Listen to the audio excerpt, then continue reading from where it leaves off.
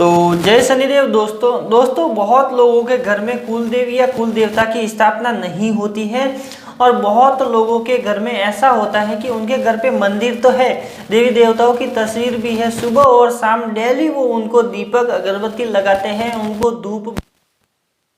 हवन करते हैं, कभी क्या करते हैं, बहुत सारी ऐसी पूजा पाठ करते हैं। घर के अंदर सभी लोग लगभग पूजा पाठ करते हैं, लेकिन फिर भी घर के अंदर बहुत सारी ऐसी परेशानियां हैं और बहुत सारी ऐसी प्रॉब्लम हैं। तो दोस्तों होता क्या है कि बहुत सालों से चले आ रहे इस कुल के देवता और कुल की देवियों के बारे में आप सभी को पता ही होगा कि पहले क्या होता था। पहले के ज़माने में जब राजा महाराजा होते थे तो उस राजा महाराजाओं के टाइम से ही अपना कुल जो रहता है, यानी कि 7 पीढ़ी तक, 7 पीढ़ी से भी ज़्यादा होती है, लेकिन मैं आपको बताता हूँ कि 7 पीढ़ी तक जो कुल देवता और कुल देवी आपका साथ देते हैं, आपके साथ में रहते हैं, आप उनकी पूजा पाठ करते हैं, वो कुल देवी और कुल देवता ही आपको आपके सही रास्ते पे आपको लाने की कोशिश करते हैं, आपके घर में बरकत करते हैं, आपको अच्छे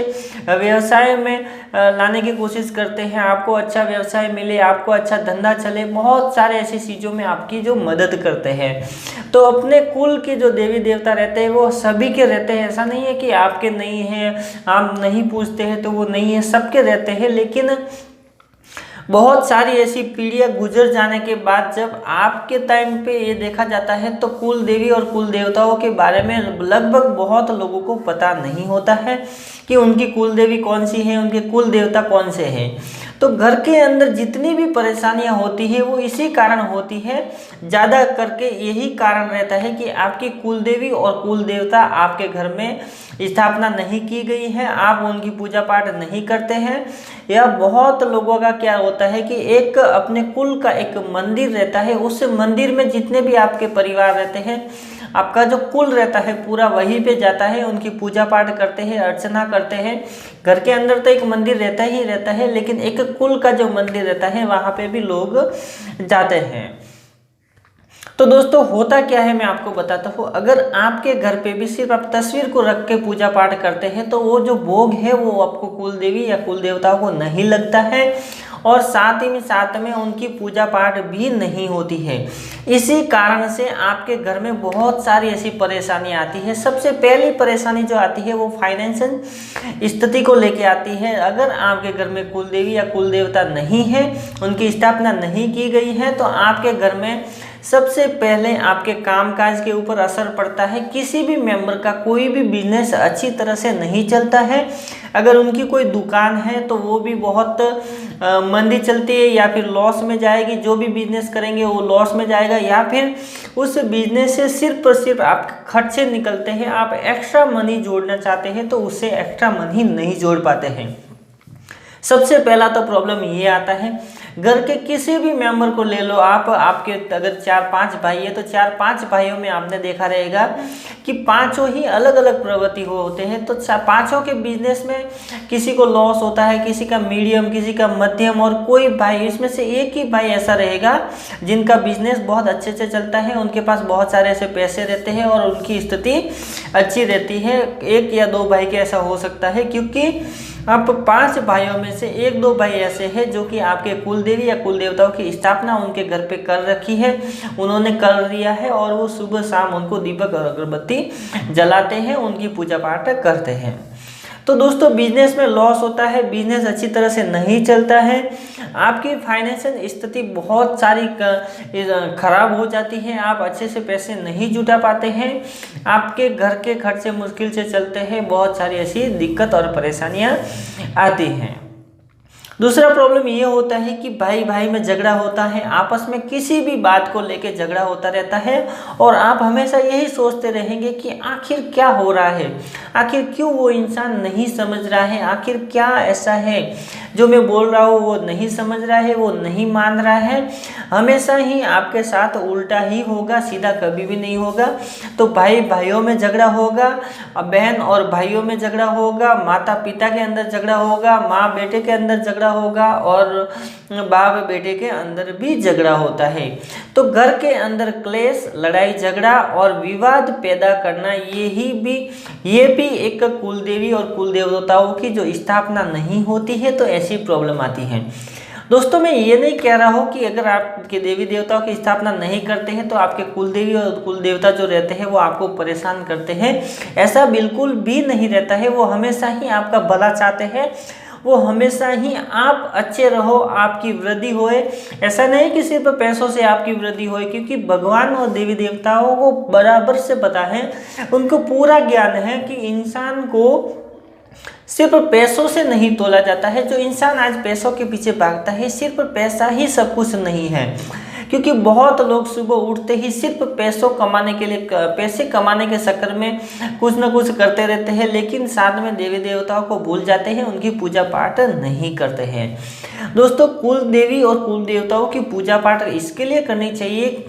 कि आपके पास आपका जो घर वो अच्छी तरह से चल सके, आपके घर में हमेशा ही सुख और शांति बनी रहे, आपस में प्रेम भाव हो, एक दूसरे के प्रति दया भावना करुणा ऐसी चीज़ें उत्पन्न हो, एक दूसरे की मदद करने के लिए उतारू रहे, ऐसी भावनाएं जब आपके घर में कुल देवी या कुल देवताओं का वास होता है, आप उनकी पूजा पाठ करते हैं तो ऐसा होता है। साथ में आपका बिजनेस तो अच्छा चलता ही है, पैसों की कभी भी तंगी नहीं आती है, कोई भी काम आपका रुकता नहीं है, कोई भी काम आपका अटकता नहीं है, चाहे वो लाख का हो, 2 लाख का हो, 5 लाख का हो। लेकिन दोस्तों कभी कभी क्या होता है कि आपका जो फैमिली जो प्रॉब्लम है वो बहुत सारा होता है, बहुत सारी परेशानियां होती है, लेकिन फिर भी आपका कोई काम होता है वो नहीं रुकता है। जैसे कि अगर कल 1 लाख रुपए का आपके घर पे खर्चा आ जाता है तो वो जो खर्चा निकलेगा वो आपको पता नहीं चलेगा, वो ऑटोमेटिकली ही निकलता रहेगा। इसका कारण यही रहता है कि भले ही आपके घर पे स्थापना नहीं है, आप पूजा पाठ उनको ऐसे ही सामने से दे रहे हैं, फिर भी वो आपकी मदद के लिए तैयार रहते हैं, वो हमेशा ही आपकी मदद करना चाहते हैं, वो आपको तरह तरह के संकेत देते हैं, आपको तरह तरह के ऐसे भरोसे दिलाते हैं कि आप अपने घर पे अपने देवी देवताओं की स्थापना करें, उनको वहाँ पे स्थान दें और उनकी पूजा पाठ करें। क्योंकि देवी देवता जो कुल की देवी और देवता रहती है वो एक प्रकार से सूक्ष्म जगत के आपके जो सिक्योरिटी गार्ड के आधार पर मैं बताया, सिक्योरिटी गार्ड बोल रहा हूँ, वो इसके लिए बोल रहा हूँ कि आपको जल्दी से समझ में आ जाए। तो कुल देवी और कुल देवता जब आपके घर में रहते हैं तो सूक्ष्म जीवन में, सूक्ष्म की दुनिया में वो आपकी मदद करते हैं, जैसे कि भूत प्रेत से बचाते हैं आपको, आपके घर में नेगेटिविटी आने से आपको बचाते हैं। अगर आपके कोई दुश्मन है तो अगर आपके कोई दुश्मन है और अगर वो आपको क्रिया करते हैं आपके ऊपर, तो कुल देवी और कुल देवता वहाँ पे आपकी मदद करते हैं, वो क्रिया आप तक ना पहुँचे ऐसी आपकी मदद करते हैं, आपका साथ देते हैं। तो सबसे पहली प्रॉब्लम फाइनेंस स्थिति, यानी कि घर में पैसों की तंगी, कारोबार का नहीं चलना। दूसरी प्रॉब्लम घर के अंदर लड़ाई झगड़ा होना, आपस में मेल जुलाप नहीं होता है, हमेशा ही क्लेश बना रहता है और हर बात पे हमेशा बात बिगड़ती है, बनती कभी भी नहीं है। आप भले ही सोचते हैं कि मैं सही कह रहा हूँ, लेकिन दुनिया आपको गलत ही समझती है। लोग, रिश्तेदार, भाई बहन, माता पिता, सारे लोग आपको गलत समझते हैं और आपको ऐसा लगता है कि आप सही हैं, आप हर तरीके से सही कार्य कर रहे हैं, अच्छा बोल रहे हैं, अच्छी बातें कर रहे हैं। लेकिन दोस्तों ये जो होता है वो इसकी वजह से आप हमेशा बुरे बने रहते हैं, लोग आपको बुरा कहते हैं, आपके रिश्तेदार आपको बुरा कहते हैं, इंसान आपको बुरा बोलने लगता है, तो ऐसा होता है। तो ये क्या होता है कि जब कुल देवी और कुल देवता घर पे नहीं होते हैं, आप उनकी पूजा पाठ भी नहीं करते हैं, तो वहाँ पे नेगेटिविटी आपके घर में वास करती है और जो नेगेटिविटी होती है वो हमेशा ही नेगेटिविटी ही फैलाएगी, नेगेटिविटी के पॉइंट ही घर पे फैलाएगी, वो ही लड़ाई झगड़ा करवाती है, वो ही आपके जो पैसों को पूरी तरह से बांध देती है। क्योंकि नेगेटिविटी ऐसी चीज़ है कि जब तक नेगेटिविटी रहती है तब तक पॉजिटिविटी वहाँ पे नहीं आती है। जब तक गंदगी है और जब तक आप उस गंदगी को साफ नहीं करते हैं तब तक वहाँ पे पॉजिटिविटी नहीं आती है। तो नेगेटिविटी को गंदगी माना जाता है और पॉजिटिविटी को देवी देवताओं के रूप में माना जाता है। तो दोस्तों ये सारी परेशानियां आती है, आप इस परेशानियों को समझे और अपने घर पे कुल देवी और कुल देवताओं की स्थापना करें, जिससे आपका भाग्य और खुल सकता है, आपके कारोबार में वृद्धि होगी और आपका बिजनेस अच्छी तरह से चलने लगेगा। घर में सुख, शांति और सारी चीज़ों का आवागमन रहने लगेगा। तो दोस्तों बस आज के लिए इतना ही। वीडियो अच्छी लगी तो लाइक कीजिएगा, शेयर कीजिएगा अपने दोस्तों के साथ। अगर आप मेरे चैनल पे नए तो चैनल को सब्सक्राइब जरूर कीजिएगा, ताकि ऐसी ही वीडियो आपको मिलती रहे। दोस्तों अगर आप मेरे चैनल पे पहली बार आए, इस वीडियो को पहली बार देख रहे हैं, तो आप मेरी वीडियो को देख सकते हैं। बहुत सारी ऐसी मैंने वीडियो बनाई है जहाँ पे अलग अलग तरीके से आपको समझाया है, अलग अलग बातें आपको बताई है और अलग अलग ज्ञान की जो बातें हैं मैंने हर वीडियो में बताई हैं। तो जय शनिदेव दोस्तों।